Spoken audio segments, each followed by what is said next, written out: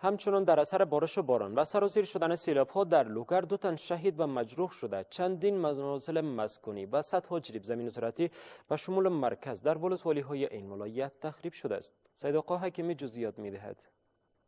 ریزش باران‌های پیهم و جاری شدن سیلاب‌ها در ولایات کشور خسارات جانی و مالی را به مردم وارد کرده است که در ولایت لوگر نیز ریزش باران و ژاله و جاری شدن سیلاب در کنار تلفات جانی خسارات هنگفت مالی نیز به باشندگان این ولایت وارد کرده است. در همین حال مسئولان در ریاست مبارزه با حوادث طبیعی لوگر میگویند که در اثر ریزش باران و جاری شدن سیلاب در لوگر 1 تن شهید و 1 تن مجروح گردیده و چندین خانه مسکونی و زمین‌های زراعتی تخریب شده است. خروار ولسوالۍ کې د یو کور چې راړنګ شوی و د همدغو سیلابو د بارانو له امله شکه نو یوه زنانه پکې شهیده شوې وه او خاوند یې ډېر سخت شدید زخمي و.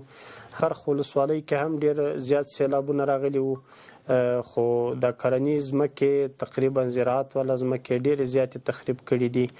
همدارنګه په ازره کې هم ریپورټ موږ ته لاسته راغی، له ولسوال سره مرابطه وکړله، تقریبا هلته هم ډېر کورونه یو څه تخریب شوي دي. قابل ذکر است که در سال گذشته نیز در اثر جاری شدن سیلاب‌ها در ولسوالی خوشی در کنار تلفات جانی خسارات هنگفت مالی